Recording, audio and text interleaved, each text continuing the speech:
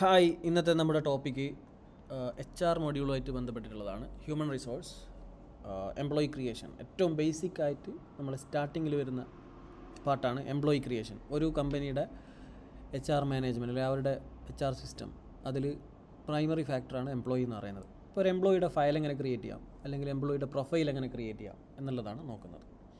അതിനായിട്ട് നമുക്ക് ഇവിടെ സ്ക്രോൾ ചെയ്ത് കഴിഞ്ഞാൽ എംപ്ലോയീസ് എന്ന് പറഞ്ഞ മൊഡ്യൂളുണ്ട്, അവിടെ ക്ലിക്ക് ചെയ്യാം. എംപ്ലോയീസിൻ്റെ മൊഡ്യൂൾ ക്ലിക്ക് ചെയ്ത് കഴിഞ്ഞാൽ നമുക്ക് ഓൾറെഡി അവൈലബിൾ ആയിട്ടുള്ള എംപ്ലോയീസിൻ്റെ ലിസ്റ്റ് ഇതിൽ കാണിക്കും. ഇത് ഡെമോ ഡാറ്റാബേസാണ്, ഓഡോ 19 വേർഷൻ. ഇതിൽ ഓരോ രാജ്യത്തിനനുസരിച്ചിട്ട് നമുക്ക് ചെറിയ ചെറിയ മാറ്റങ്ങൾ ഉണ്ടാവാം. ഇപ്പം ഇന്ത്യ ആണെങ്കിൽ എംപ്ലോയിൻ്റെ പ്രൊഫൈൽ നമ്മൾ ആധാർ കാർഡ് നമ്പർ കാണിക്കേണ്ടി വരും. അതുപോലത്തെ റിലേറ്റഡ് ആയിട്ടുള്ള TDSൻ്റെ ഇൻഫർമേഷൻസ് കാണിക്കേണ്ടി വരും. അതുപോലെ PF എന്നൊക്കെ പറഞ്ഞിട്ട് ഓരോ രാജ്യത്തുള്ള HR റൂള് പ്രകാരമുള്ള ഡാറ്റകൾ ഓഡോയിൽ ഓൾറെഡി ലോക്കലൈസ്ഡ് ആയിട്ട് അവൈലബിൾ ആണ്. നമ്മൾ ഓരോ സെറ്റ് ചെയ്യുന്ന സമയത്ത് കൺട്രി സെലക്ട് ചെയ്ത് കൊടുത്തു കഴിഞ്ഞാൽ അതിനനുസരിച്ചുള്ള ഡീറ്റെയിൽസ്. അപ്പം സൗദി ആണെങ്കിൽ ഇക്കാമ, അതുപോലെ തന്നെ സൗദിയുടെ പേറോൾ തന്നെ ഡിഫറെൻ്റ് ആണ്. അങ്ങനത്തെ കാര്യങ്ങൾ. ബഹ്റൈൻ ആണെങ്കിൽ സെപ്പറേറ്റ് ആണ്, UAE ആണെങ്കിൽ സെപ്പറേറ്റ് ആണ്. UAE ഒക്കെ ആണെങ്കിൽ എമിറേറ്റ്സ് IDൻ്റെ ഡീറ്റെയിൽസ് കാര്യങ്ങൾ, അങ്ങനെ പല രീതിയിലുള്ള ഡോക്യുമെൻറ്റേഷൻസും ആ ഒരു രാജ്യത്തിൻ്റെ ലോക്കലൈസ്ഡ് HR റൂൾ പ്രകാരമുള്ള കാര്യങ്ങളാണ് വരിക. ഞാനിപ്പോൾ ഉള്ളത് US എന്ന് പറഞ്ഞ കമ്പനി, US ബേസ്ഡ് ആയിട്ടുള്ള കമ്പനിയുടെ പ്രൊഫൈലാണ് സെറ്റ് ചെയ്തേക്കുന്നത്. മീൻസ് ലോക്കലൈസേഷനാണ് സെറ്റ് ചെയ്തേക്കുന്നത്. അപ്പോൾ ഇതിൽ നമുക്ക് പുതിയൊരു എംപ്ലോയിനെ ക്രിയേറ്റ് ചെയ്യുകയാണെങ്കിൽ ഇവിടെ ന്യൂ കൊടുക്കാം. ന്യൂ കൊടുത്തു കഴിഞ്ഞാൽ നമുക്ക് എംപ്ലോയിൻ്റെ നെയിം കൊടുക്കാം, ജോൺ എന്ന് കൊടുത്തു. Then email ID of the employee, work phone, work mobile. Then ഇവിടെ നമുക്ക് ടാഗ് കൊടുക്കാം. ടാഗ് നമുക്ക് ഏത് രീതിയിൽ വേണമെങ്കിലും ടാഗ് കൊടുക്കാം, അവർ ഐഡൻറ്റിഫൈ ചെയ്യാനല്ലേ. അതൊക്കെ മെയിനായിട്ട് റിപ്പോർട്ടിംഗ് ഓർ ഗ്രൂപ്പിംഗ് പർപ്പസ് അല്ലെങ്കിൽ ഫിൽട്രേഷൻ്റെ പർപ്പസിനൊക്കെ വേണ്ടിയിട്ടാണ്. അത് കഴിഞ്ഞ് നമുക്ക് താഴെ വർക്ക് റിലേറ്റഡ് ഇൻഫർമേഷൻസ് കൊടുക്കണം. അവർ ഏത് കമ്പനിയിലാണ്, ഇപ്പോൾ മൾട്ടി കമ്പനിയൊക്കെ ഉള്ളതാണെങ്കിൽ ഏത് കമ്പനിയിലാണ് വർക്ക് ചെയ്യുന്നത്, ഏത് ഡിപ്പാർട്ട്മെൻറ്റാണ്, ഏത് ജോബ് പൊസിഷനാണ്, ജോബ് ടൈറ്റിൽ എന്താണ്, മാനേജറാണ്, ഇയാളുടെ മാനേജറാണ്. ഈ മാനേജർക്ക് ഇമ്പോർട്ടൻസ് ഉണ്ട്. എന്തുകൊണ്ടാണെന്ന് വെച്ച് കഴിഞ്ഞാൽ ഈ മാനേജർ കൊടുക്കുന്ന സമയത്ത് കമ്പനിയുടെ ഓർഗനൈസേഷൻ ചാർട്ടിൽ ഈ ഒരു എംപ്ലോയി ആ മാനേജറിൻ്റെ അണ്ടറിലാണ് വരിക. അതേപോലെ തന്നെ ഈ മാനേജർ അപ്രൂവറായിട്ട് വരുന്ന കേസുകളുണ്ട്. ഇപ്പം ലീവിൻ്റെ അപ്രൂവൽ ആവാം, അതുപോലെ അറ്റൻഡൻസ് അപ്രൂവൽ, അങ്ങനത്തെ പല കേസുകളും. പിന്നെ ലൊക്കേഷൻ അഡ്രസ്സ്, അതുപോലെ work location, work address and work location. ഇപ്പം ഒരു എംപ്ലോയി സെയിം കമ്പനി തന്നെയായിരിക്കും, പക്ഷേ അവർ പല ലൊക്കേഷൻസിലായിരിക്കും വർക്ക് ചെയ്യുന്നുണ്ടാവും. അപ്പോൾ പ്രൊജക്റ്റൊക്കെ ഉണ്ടെങ്കിൽ സൈറ്റുകളിലൊക്കെ വർക്ക് ചെയ്യുന്ന ആൾക്കാരുണ്ടാവും. അതുപോലെ യൂഷ്വൽ വർക്ക് ലൊക്കേഷൻ ഡീഫോൾട്ടായിട്ട് നമുക്ക് സെറ്റ് ചെയ്യാൻ പറ്റും. ഓരോ ദിവസവും ഏത് ലൊക്കേഷനിലാണ് അവർ വർക്ക് ചെയ്യുന്നത്. പിന്നെ നോട്ട് കൊടുക്കാം. ദെൻ റൈറ്റ് സൈഡിൽ ഈ മാനേജറെ സെലക്ട് ചെയ്യുന്നതിനനുസരിച്ചിട്ടുള്ള ഓർഗനൈസേഷൻ ചാർട്ട് കാണിക്കും. ഞാൻ ഓൾറെഡി ഉള്ള ഒരു എംപ്ലോയിൻ്റെ ഡീറ്റെയിൽസ് എടുത്തിട്ട് കാണിച്ചു തരാം, ഇത് ഫുൾ എക്സ്പ്ലെയിൻ ചെയ്തതിന് ശേഷം. ദെൻ റെസ്യൂം എന്നുള്ളിടത്തിൽ നമുക്കിവിടെ അവരുടെ റെസ്യൂം ക്രിയേറ്റ് ചെയ്യാം, അപ്ലോഡ് ചെയ്യാം, സ്കില്ല് സെറ്റ് ചെയ്യാം. ഇത് ശരിക്കും റിക്രൂട്ട്മെൻറ്റ് മൊഡ്യൂളായിട്ട് കണക്റ്റഡ് ആണ്. റിക്രൂട്ട്മെൻറ്റ് ത്രൂ ആണ് നമ്മൾ എംപ്ലോയിനെ ക്രിയേറ്റ് ചെയ്യുന്നതെങ്കിൽ ഈ ഡീറ്റെയിൽസൊക്കെ ഇവിടേക്ക് വരും.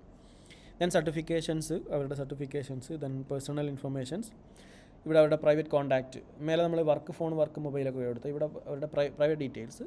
ദെൻ ബാങ്ക് അക്കൗണ്ട്, അതുപോലെ തന്നെ പേഴ്സണൽ ഇൻഫർമേഷൻസ്, അവരുടെ ലീഗൽ നെയിം എന്താണ്, birth date, place of birth, gender, പേസ്ലിപ്പിൻ്റെ language, emergency contact details. Then visa and work permit, depends on the country, അത് മാറിക്കൊണ്ടിരിക്കും. ദെൻ അത് അപ്ലോഡ് ചെയ്യാനുള്ള ഫയലുണ്ട്.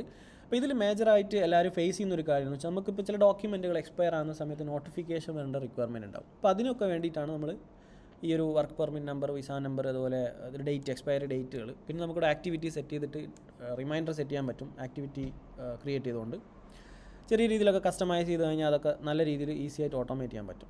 ഇപ്പം ഒരുപാട് എംപ്ലോയീസൊക്കെ ഉള്ള കമ്പനിയാണെങ്കിൽ അവരുടെ പാസ്പോർട്ടിൻ്റെ എക്സ്പയറി, വിസയുടെ എക്സ്പയറി, അതുപോലെ IDയുടെ എക്സ്പയറി, ഇങ്ങനത്തെ കാര്യങ്ങളൊക്കെ ട്രാക്ക് ചെയ്യേണ്ടി വരും. ദെൻ സിറ്റിസൺഷിപ്പ്, നാഷണാലിറ്റി, അതുപോലെ തന്നെ location, family related details, education, ഈ ഡീറ്റെയിൽസൊക്കെ പ്രൈവറ്റ് ഇൻഫർമേഷൻസിൽ ഫിൽ ചെയ്ത് കൊടുക്കാം. Personal informations. Then payroll data, അവരുടെ കോൺട്രാക്റ്റ് എന്ത് ടൈപ്പാണ്, അവരുടെ സാലറി, അതുപോലെ തന്നെ എംപ്ലോയർ കോസ്റ്റ്. ഒരു കമ്പനിക്ക് ഒരു എംപ്ലോയീനെ ഹയർ ചെയ്ത് കഴിഞ്ഞാൽ കമ്പനിക്ക് കുറച്ച് എക്സ്പെൻസുകൾ ഉണ്ടാകും. ആ എക്സ്പെൻസുകൾ എന്തൊക്കെയാണ്, പിന്നെ അവരുടെ working schedule, then working hours എങ്ങനെയൊക്കെയാണ്. ദെൻ ഈ W4 ഫോമൊക്കെ US ആയിട്ട് കണക്ട് ചെയ്ത് നിൽക്കുന്ന കാര്യങ്ങളാണ്. ഇന്ത്യയിലാണെങ്കിൽ അതിനനുസരിച്ചിട്ടുള്ള ഡീറ്റെയിൽസ് വരും. ഹെൽത്ത് ബെനിഫിറ്റ്, അതുപോലെ തന്നെ retirement plan, other benefits, depends on the country, HR rule of the country, ആ ഡീറ്റെയിൽസൊക്കെ മാറി വരും. ദെൻ സാലറി അഡ്ജസ്റ്റ്മെൻറ്റ്, അവർക്ക് സാലറി എന്തെങ്കിലും അഡ്ജസ്റ്റ്മെൻറ്റ് ചെയ്തിട്ടുണ്ട്, ആ ഡീറ്റെയിൽസ് കാര്യങ്ങൾ. പിന്നെ സെറ്റിങ്സ് പോയി കഴിഞ്ഞാൽ അവർക്കിപ്പോൾ നമുക്ക് യൂസറെ കൊടുക്കാൻ പറ്റും. ഇപ്പം ERPയിലേക്കുള്ള യൂസറും ഈ എംപ്ലോയിയും കണക്ട് ചെയ്യാൻ പറ്റും. മേലെ എനിക്ക് ക്രിയേറ്റ് യൂസർ കാണാം. ഇപ്പോൾ ഓൾറെഡി യൂസർ ക്രിയേറ്റ് ചെയ്തിട്ടുണ്ടെങ്കിൽ അതുമായിട്ട് കണക്ട് ചെയ്യാം. പിന്നെ അപ്രൂവേഴ്സിൻ്റെ ഒരു ലിസ്റ്റ് വരുന്നുണ്ട്. ആരാണ് HR അപ്രൂവർ, HR മാനേജർ ആരാണ്, എക്സ്പെൻസ് ആരാണ് അപ്രൂവ് ചെയ്യുന്നത്, ടൈം ഓഫ് എന്ന് പറഞ്ഞാൽ ലീവ് ആരാണ് അപ്രൂവ് ചെയ്യുന്നത്, ടൈം ഷീറ്റ്, അറ്റൻഡൻസ്, ഇതൊക്കെ ആരാണ് അപ്രൂവ് ചെയ്യുന്നത് നമുക്ക് സെറ്റ് ചെയ്ത് കൊടുക്കാൻ പറ്റും. പിന്നെ അവരുടെ ഒരു നെക്സ്റ്റ് അപ്രൈസൽ ഡേറ്റ്, ദെൻ പ്ലാനിങ്ങുമായിട്ട് മൊഡ്യൂളായിട്ട് ബന്ധപ്പെട്ടുള്ള കാര്യങ്ങൾ, പിന്നെ അവരുടെ അറ്റൻഡൻസ് മാനേജ് ചെയ്യാനുള്ള പിൻ കോഡ്, അതുപോലെ RFID, ഓവർ ടൈം റൂള് എന്താണ്, എങ്ങനെയാണ്, അതുപോലെ ഈ എംപ്ലോയി നമുക്ക് കോസ്റ്റ് സെൻറ്റർ ഫൈനാൻസുമായിട്ട് കണക്ട് ചെയ്യണമെന്നില്ല, കോസ്റ്റ് സെൻറ്റർ ക്രിയേറ്റ് ചെയ്യാം, അവർലി കോസ്റ്റ് കൊടുക്കാം, ഫ്ലീറ്റ് മൊബിലിറ്റി കാർഡ് കൊടുക്കാം. ഈ അവർലി കോസ്റ്റൊക്കെ നമുക്ക് പ്രൊജക്റ്റൊക്കെ മൊഡ്യൂളായിട്ട് കണക്റ്റഡ് ആണ്. അപ്പോൾ ആ ഒരു എംപ്ലോയി ഒരു പ്രൊജക്റ്റ് വർക്ക് ചെയ്യുകയാണെങ്കിൽ അയാളെ കൊണ്ട് കമ്പനിക്ക് ഉണ്ടാകുന്ന ഒരു കോസ്റ്റ് എന്താണൊക്കെ മനസ്സിലാക്കാൻ വേണ്ടി ബേസിക്കലി ഇത്രയും കാര്യങ്ങളാണ് നമ്മൾ എംപ്ലോയിൻ്റെ പ്രൊഫൈൽ ക്രിയേറ്റ് ചെയ്യുമ്പോൾ വരുന്നത്.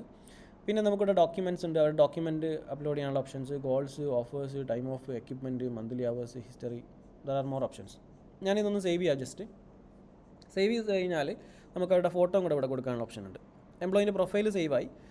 ദെൻ നമുക്കിപ്പം ഇതിൽ മെയിനായിട്ട് വേണമെന്നത് ഇപ്പോൾ ക്രിയേറ്റ് യൂസർ കൊടുത്തു കഴിഞ്ഞാൽ അവർക്ക് യൂസറെ ക്രിയേറ്റ് ചെയ്യാം. Then request appraisal, launch plan എന്ന് വെച്ചാൽ ഓൺ ബോർഡിംഗ് ആണ്. ഇപ്പോൾ ഒരു പുതിയൊരു എംപ്ലോയി ഒരു കമ്പനിയിലേക്ക് വന്നു കഴിഞ്ഞാൽ ഒരു ഓൺ ബോർഡിംഗ് പ്രോസസ്സ് ഉണ്ടാവും. പല കമ്പനീസും പല രീതിയിലായിരിക്കും. ഓൺ ബോർഡിംഗ് പ്രോസസ്സ് എന്ന് പറഞ്ഞു കഴിഞ്ഞാൽ അവർക്കിപ്പോൾ ലാപ്ടോപ്പ് കൊടുക്കുന്നുണ്ടാവും, വണ്ടി കൊടുക്കുന്നുണ്ടാവാം, അവരുടെ വിസ പ്രോസസ്സിങ്, അങ്ങനത്തെ കുറച്ച് ചെക്ക് ലിസ്റ്റും കാര്യങ്ങളൊക്കെ. അതിന് വേണ്ടിയിട്ടാണ് ലോഞ്ച് പ്ലാൻ വരുന്നത്. ഡീറ്റെയിൽ നമുക്ക് അടുത്ത വരുന്ന വീഡിയോയിലൊക്കെ ചെയ്യാൻ പറ്റും. ദെൻ ഇവിടെ നമുക്ക് ഒരു October 31 ഈ കോൺട്രാക്റ്റിൽ ഈ ഒരു എംപ്ലോയിൻ്റെ പ്രൊഫൈൽ ക്രിയേറ്റ് ചെയ്തേക്കുന്നത്. മേ ബി എന്തെങ്കിലും ഇൻഫർമേഷൻസ്, കാര്യമായിട്ടുള്ള ഇൻഫർമേഷൻസ് ചേഞ്ച് ഉണ്ടെങ്കിൽ നമുക്ക് അടുത്തൊരു വേർഷൻ കൂടെ ക്രിയേറ്റ് ചെയ്യാം. ഈ എംപ്ലോയിൻ്റെ പ്ലസ് ക്ലിക്ക് ചെയ്ത് കഴിഞ്ഞാൽ ഇപ്പം December 31 ആവുന്ന സമയത്ത് അയാളെ ഡീറ്റെയിൽസ് അപ്ഡേറ്റ് ചെയ്യുകയാണ്, അല്ലെങ്കിൽ ഒരു 3 month കഴിയുന്ന സമയത്ത്, പ്രൊബേഷൻ കഴിയുന്ന സമയത്ത് സാലറി ഇൻക്രിമെൻറ്റ് കൊടുക്കുകയാണ് ചെറിയ രീതിയിൽ, അങ്ങനെയാണെങ്കിൽ നമുക്ക് അടുത്തൊരു വേർഷൻ ക്രിയേറ്റ് ചെയ്യാം. അപ്പോൾ ഈ ഹിസ്റ്ററി ഉണ്ടല്ലോ, ഇവിടെ കാണാൻ പറ്റും ആ ഒരു എംപ്ലോയിയുടെ കംപ്ലീറ്റ് ഹിസ്റ്ററി. അയാൾ എപ്പോഴാണ് ജോയിൻ ചെയ്യുന്ന സമയത്ത് എന്തായിരുന്നു സാലറി, എന്തായിരുന്നു ഇൻഫർമേഷൻസ്, അതിനുശേഷം എന്തൊക്കെ സംഭവിച്ചു എന്നുള്ളത്. ഇപ്പോൾ ഈ വേർഷൻ ഓഡോ 19 പുതിയതായിട്ട് ഇൻട്രൊഡ്യൂസ് ചെയ്തതാണ്.